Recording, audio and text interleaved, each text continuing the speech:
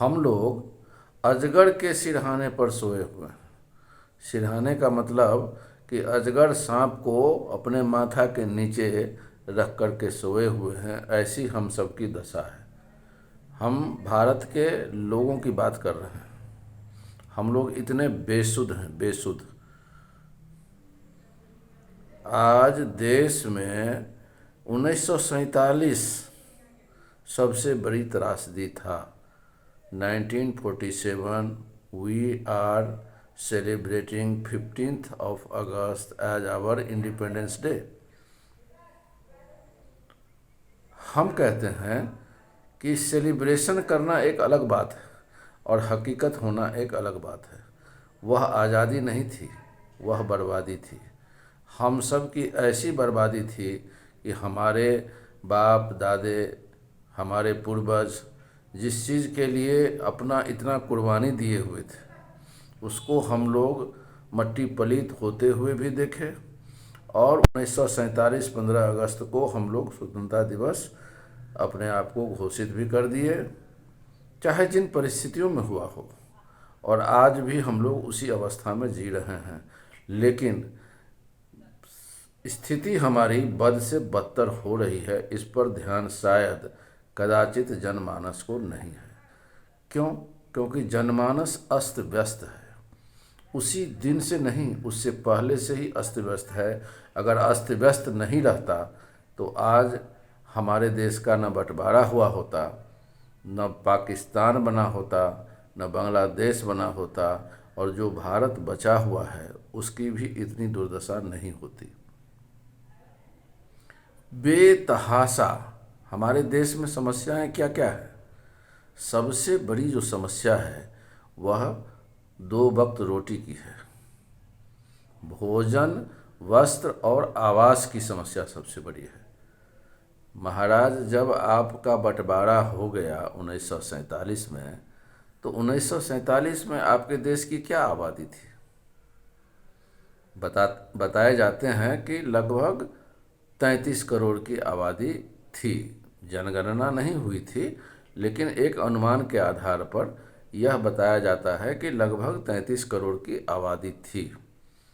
पहली जनगणना 1951 में हुई थी, 1951 में, और उसके आधार पर बताया गया कि लगभग 87 लाख, 87 करोड़, 36 करोड़ 87 लाख, मतलब लगभग 37 करोड़ की आबादी हमारे देश की थी।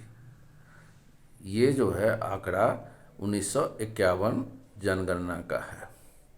37 करोड़ के आसपास, 36 करोड़ 88 लाख, कुछ हजार, कुछ सौ, तो सब मिला के अगर आप लगभग करें तो वह 37 करोड़ की आबादी थी।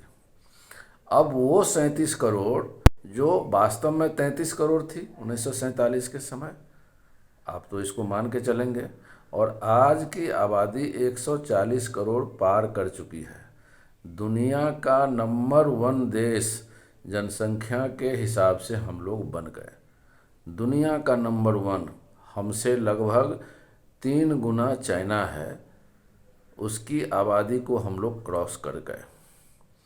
तो नतीजा क्या हुआ कि हमारे जो रिसोर्सेज हैं वो हमारी आबादी के हिसाब से कम पड़ेगी, और पड़ी हुई है। इसलिए लोग नितांत गरीब होते जा रहे हैं।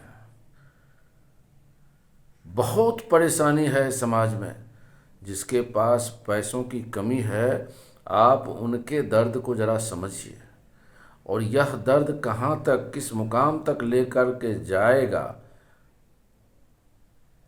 ये जो बेतहाशा जनसंख्या बढ़ी है, उसका जिम्मेदारी किसकी थी? माइक्रो लेवल देखिए और मैक्रो लेवल देखिए। माइक्रो लेवल में इसकी जिम्मेदारी हमारी थी, हम सब की, सूक्ष्म स्तर पर, एक परिवार के स्तर पर, कि हमारी आबादी उतनी ही बढ़नी चाहिए थी जितनी हमारी धन संपत्ति या रिसोर्सेज आप कह सकते हैं। लेकिन सिस्टम बनाने वाले लोग अगर बढ़िया सिस्टम बनाते तो कदाचित ये आबादी का बम नहीं फूटता। लेकिन हमारे देश में सिस्टम कौन बनाता है? बिना सिस्टम के तो चलेगा नहीं। तो सिस्टम कौन बनाता है? जिन लोगों को हम लोग नेता बना करके शासन चलाने के लिए दिल्ली और पटना भेजते हैं। अब इन लोगों को हमारे बारे में सोचने का समय रहे तब तो सिस्टम बनेगा। ये लोग तो सिर्फ 5 साल के लिए इतना सोचते हैं कि राम नाम का लूट है, लूट सको तो लूट, अंतकाल पछताएगा जब कुर्सी जई है छूट। अब इस चक्कर में महाराज किसी ने जनसंख्या की बात सोची ही नहीं। और अगर आपने जनसंख्या नियंत्रण की बात कदाचित अच्छे आदमी हैं, अच्छे नेता हैं, कह दिया तो सारे लोग आपके खिलाफ हो जाएंगे। काहे भाई?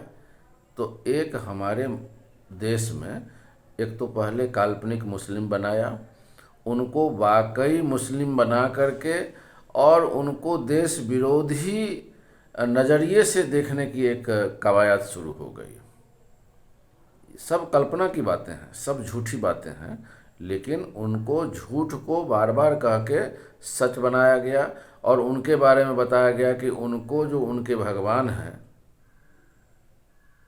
उनकी हिदायत है कि जितने आपके बच्चे उतने अच्छे, जितनी पत्नियां उतना परिवार अच्छा। मतलब दिमाग से साफ उल्टी बातें, लॉजिक तर्क से सब विपरीत बातें। आप हम दो हमारे दो नहीं, हम 5 और हमारे 55। तो वो जो उनका भगवान का नाम भी एक अलग डिफाइन कर दिया गया। वो भगवान भी सब भगवान से अनोखे हैं, अल्लाह कहलाते हैं। तो पता नहीं वो जन्नत में आपको क्या सुख देने वाले हैं, वो तो भगवान जाने, अल्लाह जाने। मैं तो उनको भगवान ही मानता हूँ। He cannot be a different to God, but he has been created by the mind of the people. उनके तथाकथित नेता, तथाकथित मौलाना, कि वो एक अलगे चीज़ है और वो मरने के बाद आपको जन्नत में पता नहीं क्या क्या देने वाले हैं। तो जन्नत में जिसको जो मिलेगा वो तो भगवान या वो अल्लाह जानते हैं, लेकिन यहाँ नरक से बदतर ज़िंदगी हम लोगों की होने वाली है और हो चुकी है। जनसंख्या अगर नियंत्रण तत्काल प्रभाव से न किया जाए तो जिस देश की आबादी 33 करोड़ थी 1947 में, वो आबादी आज दुनिया की सबसे बड़ी आबादी बनकर 140 करोड़ पार कर चुकी है। अगर ये जनगणना होती है तो लगभग 150 करोड़ से हम लोग पार कर चुके होंगे। ऐसे में कहाँ से भोजन आएगा, कहाँ से कपड़ा आप ले पाएंगे, कहाँ से दवा दारू होगा? आप सोचिए कि रोज़गारी बेरोज़गारी में तब्दील होती जा रही है, लोगों को नौकरी नहीं मिलती है, पढ़ाई लिखाई का एकदम चौपट व्यवस्था हो गया है, किसको स्वास्थ्य मिलेगा? सड़क तो बन रही है लेकिन सड़क पर गाड़ियों की संख्या बढ़ रही है, हर जगह जाम लग रहा है। तो सोचने की ज़रूरत है कि ऐसा हो क्यों रहा है। ऐसा इसलिए हो रहा है कि हमारी राजनीतिक व्यवस्था दूषित है, हमारी राजनीतिक व्यवस्था भ्रष्ट है। हमारे राजनेता को कुछ सोचने की ज़रूरत ही नहीं है। वो हम सबको धर्म के आधार पर, प्रांत के आधार पर, जाति के आधार पर बांट बांट कर जातिवादी व्यवस्था को वो समाजवादी व्यवस्था बोलते हैं। क्योंकि उनको लगता है कि जाति के आधार पर अगर हम झगड़ा करेंगे, धर्म के आधार पर झगड़ा करेंगे तो शासन व्यवस्था में हम बड़ी आसानी से पहुंच जाएंगे और उस सब के जिम्मेदार हम लोग हैं। मैं और आप और मैं नहीं कहता हूँ, कदाचित हिंदी साहित्य बोलने में ये सही वाक्य होता है कि आप और मैं, पर मैं तो कहूँगा कि मैं और आप, और उसको भी छोड़ दीजिए, हम लोग हैं। हम लोगों को चेतना होगा, हमें जागृति अपने अंदर पैदा करनी होगी, तभी हम एक अच्छे समाज, अच्छे राष्ट्र और एक अच्छा परिवार का निर्माण कर पाएंगे। तभी हमारा जीवन अच्छा हो पाएगा। आप लोग थोड़ा इस विषय को ध्यान दीजिएगा। आप सबसे गुजारिश है कि हमारे इस चैनल भारत की बात आपके साथ को सब्सक्राइब करिए, लाइक करिए, शेयर करिए और कमेंट करिए। इसके साथ फिर आगे चर्चा जारी रहेगी। जय हिंद।